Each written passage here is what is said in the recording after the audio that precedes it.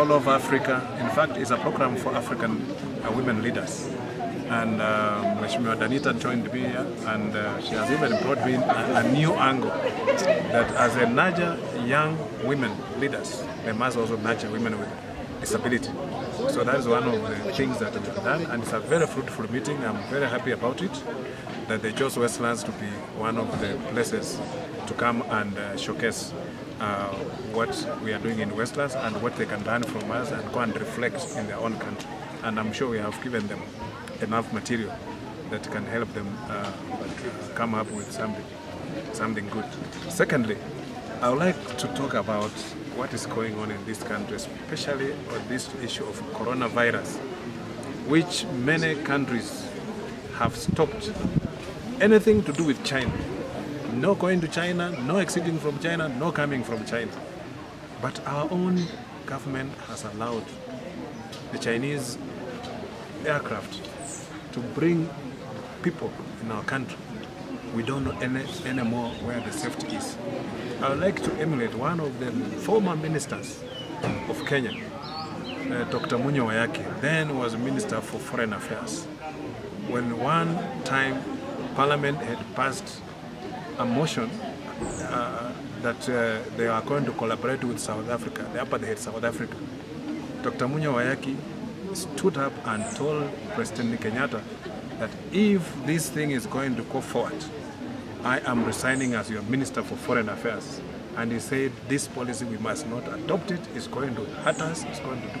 So we must also say, our ministers must tell President Uhuru Kenyatta that if a Chinese plane is going to land here again, I will resign as a Minister for Security, I will resign as a Minister for Transport or Minister for Health, because it will be violating the rights of Kenyans. So this is something that we must take with a lot of anxiety. As Kenyans, we are saying no to our government to put us in that kind of exposure. They are exposing us to danger. If China is grappling with the coronavirus, how about us? What if it comes here? Can we manage? We are being told there are only 11 beds in Kenyatta, and that thing is, is a viral. It will just spread like wildfire. It will destroy Kenya. So we are saying no, and we don't want to be taken for a ride. If the ministers are misleading the president, they should be made to resign. They should take moral responsibility of exposing Kenya to that thing. Lastly, before I allow Mheshimiwa Editor to speak, we see what is going on in Nairobi. Personally, I don't subscribe to the central government taking over the management of Nairobi County. But what is going on in Nairobi, I think for the temporal measure, it is good that the government can put order in Nairobi and then allow people to elect new leaders to take over the city of Nairobi. Because what is going on is total mismanagement of resources, and Nairobi is actually in shambles. It doesn't look like it's a capital city. It doesn't look like it's an international city. It is a place that we need to lead by example. Other cities within the region are looking at Nairobi for leadership. And if Nairobi is not providing leadership, then we are failing as a country. So I believe what the government has done is something noble, but let it be a temporal measure. Let it not be something that they are now salivating maybe now to wind up Nairobi County. Nairobi County must remain as a county at number 47. That one will not relent, because if they mess up with Nairobi, they'll mess up with another county. The coronavirus menace is a disaster in waiting in this country. I do not think that where we have reached now as a country, we can actually, as a country, be still thinking and debating about coronavirus. The president has a responsibility to protect his people.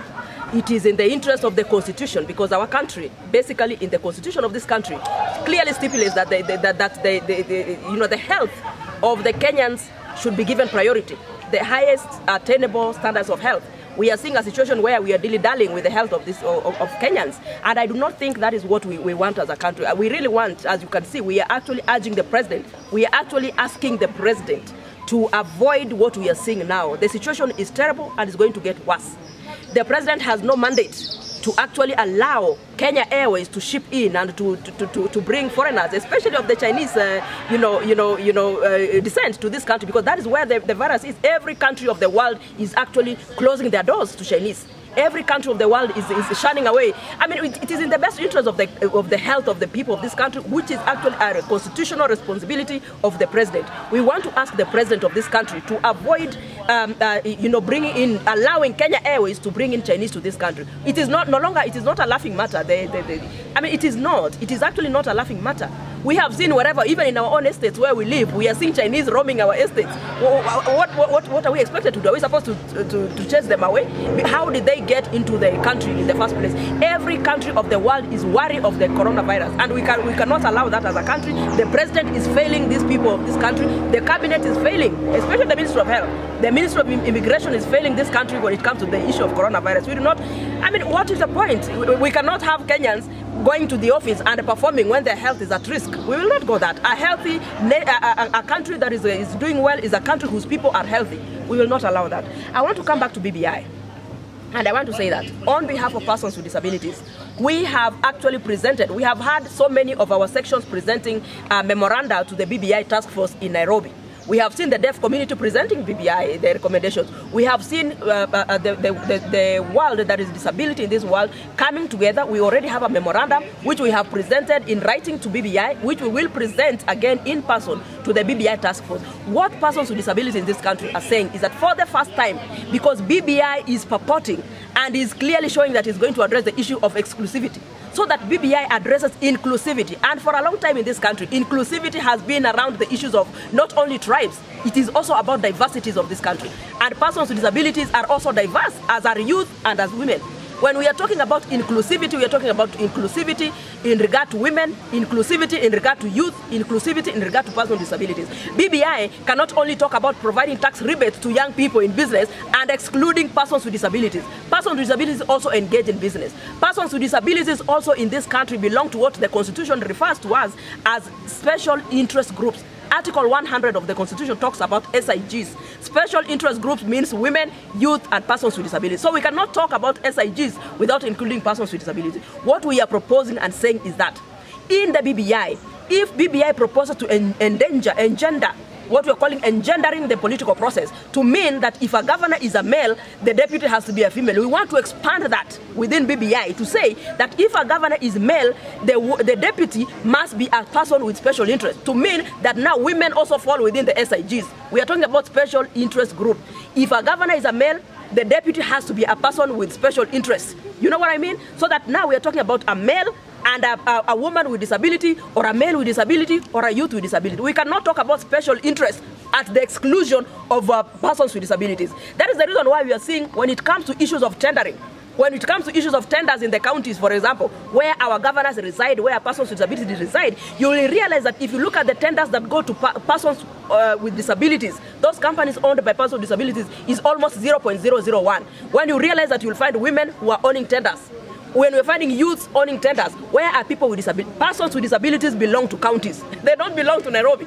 They all belong to counties. It is the responsibility of governors to ensure that persons with disabilities in their counties live a dignified life. So BBI has to address the issue of inclusivity, and the issue of inclusivity in Kenya cannot be addressed without addressing persons with disabilities. So what we are saying is that we want to present, and we are presented to the task force, the BBI task force in Nairobi, to ensure that BBI addresses inclusivity inclusively, to mean that it has to include persons with disability. That is what we are saying. We cannot talk about SIGs, special interest groups, where we are only targeting women and targeting youth and excluding persons with disability. That is what we are saying in simple terms.